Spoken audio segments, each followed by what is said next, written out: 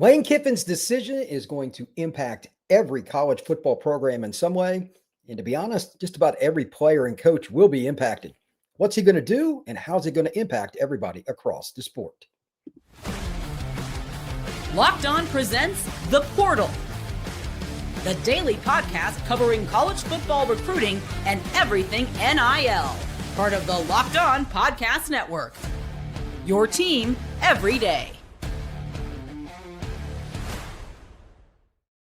The Portal Podcast, where you get your daily recruiting, NIL, and transfer portal scoop. I'm your host, Brian Smith, longtime college football recruiting analyst. Thank you for making the Portal Podcast a part of your day each and every day right here on the Locked On Podcast Network. Your team every day on the nation's #1 podcast network, Locked On. Today's show is brought to you by our friends at GameTime. Download the GameTime app, create an account, and use code LOCKEDONCollege for $20 off your first purchase. Download the GameTime app today. We're going to be talking about the latest commitments, decommitments, and everything else going on as we get ready for all these coaching decisions, who's coming, who's staying, who's going. It impacts the recruits, the transfer portal, and everything else. Mike Norvell gets a quote-unquote vote of confidence, if you will, across college football. He's not the first. Dave Aranda at Baylor, that's somebody to talk about. We have some other guys as well, and college football is full of opportunities, if you will, for coaches to make their amends. They got probably 1 year. We're going to talk about several of them, and Luke Fickell as well. But we're going to start off the show with the impact that is none other than Lane Kiffin. Lane Kiffin is allegedly going to make a decision this coming Saturday. Depending on who you talk to, that decision's already done. It's going to be LSU. But is it really? And regardless of where he goes, how does he impact everybody? This is my take here at the start of the show. Number one, Lane Kiffin is at the top of the board of many schools, Florida and LSU in particular.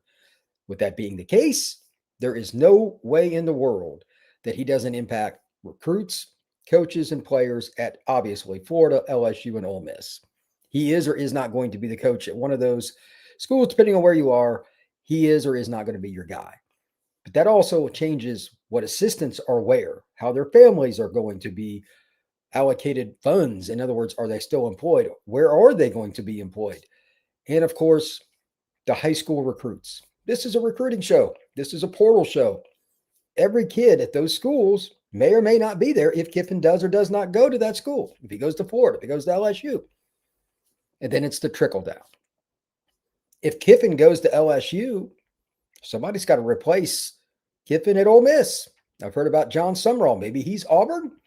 Maybe he's Ole Miss. There's a race, allegedly, between those two institutions to get Sumrall, depending on who you talk to. That's a big deal. Auburn and Ole Miss are really good jobs. Then you got Florida. That's a tremendous job. If he picks Ole Miss, stays, or if he goes to LSU,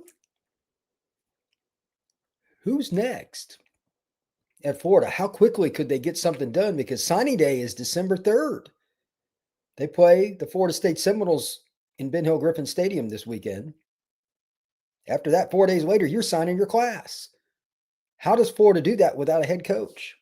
That could be the same situation if Kiffin does pick Florida. He doesn't go to LSU. These are awkward spots for all these schools. So if you take nothing from this podcast, note the following. Kiffin's decision is going to impact people across the SEC, ACC, college football. Almost everybody is going to be impacted by Kiffin in some way, shape, or form, many times directly. It's not intentional from Lane Kiffin. He's just choosing what's best for him and his family. Fair enough. But it does matter. It will change recruiting rankings. It will change who's got a better roster. It will change who's got a better head coach. This is going to be the start of the tidal wave of the coaching decisions, and it's all right before National Signing Day. Timing could not be more disastrous. Imagine being Tulane right now, trying to sell what you've got going on at your program. Could you? Will you? I don't know. It's not easy. I can tell you that. And you know that schools are coming after those recruits because they don't think Sumrall is going to be there. That's what they're going to sell to recruits. What about Alex Golish at USF? Same deal. All these schools are in the same boat, but it starts at the top with Lane Kiffin. I don't think it's going to be very easy for anybody that is right there below where the Kiffin line is, and it's Kiffin than everybody else, to say that I'm definitely staying. Like Eli Drinkwitz tried to give that non-persuasive answer a week or so ago in his press conference. Didn't do a very good job of it. I'm not going to answer any internet rumors, this, that, and the other. Either say you are 100% staying at Missouri and not talking to anybody or not. By giving a non-answer, you're looking at opportunities. We're not stupid. Recruits are not stupid. Fans of other schools are not stupid. Doesn't mean he won't stay at Missouri, but the non-denial is a denial that you're going to admit the truth. So there's that too. Now, for the coaching carousel, who's next? Who's the most likely to pull the trigger, even if you take the whole Lane situation with LSU, Ole Miss, and Florida out? Who's most likely? Again, Luke Fickell, they've already given a vote of confidence at Wisconsin, so that's done. Baylor, Dave Aranda got the vote of confidence. And Mike Norvell also got the vote of confidence. Is there anybody else, or is there going to be another move made? Is there another firing coming? We're going to talk about that next here on the Portal Podcast. Today's show is brought to you by Wayfair. The holiday season is right around the corner, and that means it's time to get your home ready. Whether you need to get more seating for guests, cozy new linens, or fun serveware for holiday hosting, Wayfair's Black Friday sale is here, and it can help your space shine. And the best part, you really don't have to wait all the way to Friday for Black Friday. Wayfair's Black Friday deals happen all month long. 70% off on everything from sofas to spatulas. So if you need linens, yeah, that's fine. If you need serveware, that's great. Pillows. If you need a desk like I did, I got a desk off Wayfair and it works just fine. 3 days in, no problems at all. Got it shipped right to my door. So with Wayfair, you've got a variety of things you can use that you can get in your house quickly and to set up for the holidays. Don't miss out on early Black Friday deals. Head over to wayfair.com. Shop today with Wayfair's Black Friday sale up to 70% off. Wayfair.com. The sale ends this December the 7th. Thank you once again for making the Portal Podcast a part of your day, each and every day, right here on the Locked On Podcast Network, the nation's #1 podcasting site. Let's talk a little bit about the Norvell situation and use it as a barometer of what's next. They went ahead and got out in front of it. I don't know if that was smart or not to do it in terms of the timing. I'll just go ahead and openly say, as a guy who also runs Locked On Seminoles, the decision to keep Norvell will end up hurting them long term, but that's not what this show is going to be about. We're going to stick to the basics. Timing. Why would FSU do that, and should anybody else? If you're going to, quote unquote, eat the contract, in other words, they're just not going to fire him. They're going to eat it and go through it, see how it goes. Why would you do that? There are 2 points. Number one, I think a lot of schools are looking at it to try to get it lost in the wash. Dave Aranda, Fickell, etc. Doesn't matter who it is. They just want to get it done before the signing day weekend gets here this coming weekend. They want as much of it done as possible. Get the negativity out. Number two, they're just going to go out and try to spend money on NIL to get players. And they want to give confidence to recruits as well as people that are thinking about getting in the portal. Hey, our coach is going to be here. Now, that doesn't come without risk. Let me be very clear. Does anybody really believe that Dave Aranda is safe, or Luke Fickell is safe, or Mike Norvell is safe? No. But that's the only card these schools have to play. The real reason they're still employed is money. M-O-N-E-Y. We all know it. It's a joke to say otherwise. So they played the cards that they had, and it just wasn't a very good hand. Does Florida State, or anybody else for that matter, have another option? They probably didn't like the opportunities for the coaches they could get, especially with the buyout numbers. So first off, don't be the coaching or the administration that hires a coaching staff with all these long contracts. You got to tell Jimmy Sexton and everybody else, go pound sand. Those things got to end. And by the way, if LSU or anybody else hires Kiffin for these 10-year deals, even at Kiffin, like as good a coach as, it's a terrible idea. How are you going to know in 3 years that he's going to be as committed as he is right now? You don't. yet you're on the hook no matter what. It's a terrible idea. But that's where we are. So with that, here are my predictions. One, well, again, I could just use Florida State as an example because they're already jumping in the waters. They're going to get a few recruits that some other schools may not think they're going to get because they're the money for the buyout from Norvell, and this could happen at Wisconsin or Baylor or anywhere else. They're going to use towards recruiting. It's the same thing that UF did with Napier last year. How'd that work out, by the way? Oh, yeah, that's right. He's unemployed. But at the same time, bottom line, they're probably going to get a few. To that end, give Florida State credit. I just watched this film. I wasn't sure what was going to happen, but Florida State just got DeMond Lewis, a defensive end out of Myers Park High School in the Charlotte area. Really good program. That kid's legit. He's a 3-star, but to me, he's not a 3-star player. You can't tell me that part of the NIL that he got wasn't a part of the same collection of cash that would have been otherwise used to get rid of Norvell. That's one way to do it. But my bigger question is, are these schools going to be able to dump enough of it, like Lewis is a high school kid, into high school, or are they going to have to dump a majority of that money into the portal, which, by the way, for the record, there's only one portal window, January 2nd through the 16th. So are they going to be able to do that and get enough high school kids to really start building your program long-term, or because their coaches are still on a blistering hot seat, are they going to have to listen to the head coach say, I need players now, and go to the portal and just start this cycle over every year? There's barely skimming above the water to stay afloat. Because I think that's going to be the overwhelming theme for all these teams. It's not just Wisconsin, Baylor, or Florida State. Anybody that does this, you're just prolonging the inevitable. You're running the lie for any of these schools. It doesn't matter who it is. And eventually it's not going to work because you have to play young players. You have to go through it in a slow developing process because football is a long grind to get better. It is a physical sport. It is the ultimate team sport. It is about reps, reps, reps. And when you bring in juniors and seniors and graduate students to come in to start, those younger guys, some of them are going to run off.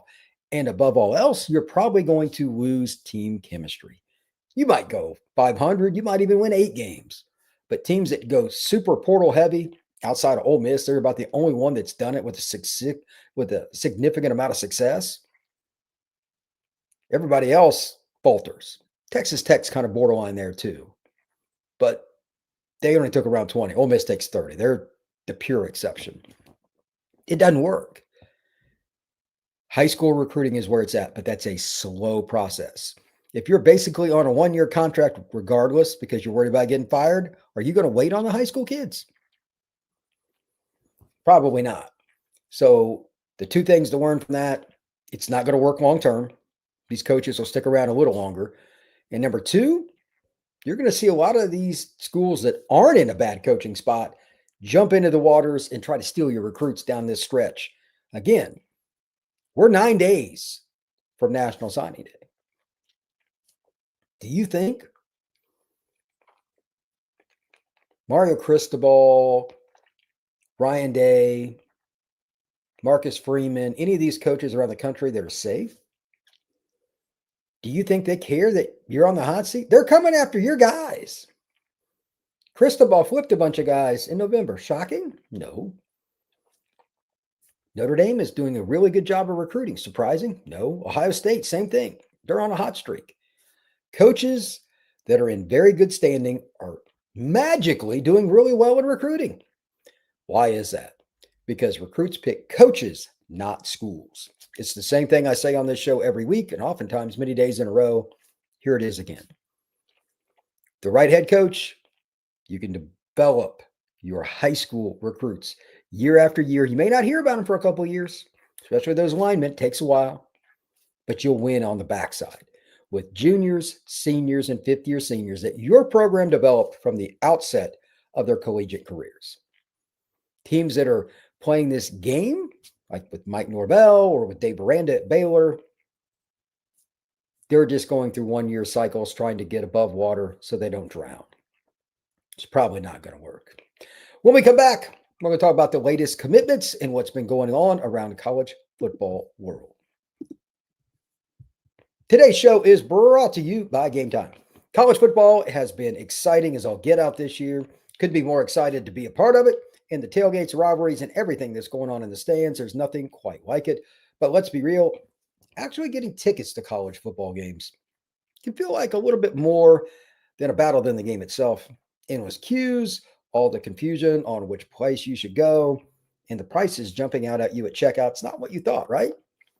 That's why I use GameTime, and actually just got 2 tickets on GameTime, the app that gives the advantage back to me and you, college football fans. It's the easiest way to score last-minute tickets at the best prices, no hidden fees. What you see is what you get. 2 tickets, in and out in 5 minutes on GameTime. Found the team I wanted, found the game I wanted, and put in my credit card information. 5 minutes. Take the guesswork out of buying college football tickets with GameTime. Download the GameTime app, create an account, and use code LOCKEDONCollege for $20 off your first purchase. Terms apply. Again, promo code LOCKEDONCollege for $20 off.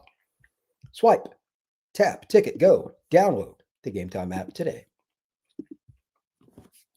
All right, let's talk a little bit about the latest commitments. We got a few to go over. It's not a long list per se, but let's just kind of start off here. Memphis, they just got Brandon Ford out of Crowley High School in Texas. Memphis dipping into the greater Dallas area. That's pretty nice. Getting a corner, got a little bit of size, 6'1", 180.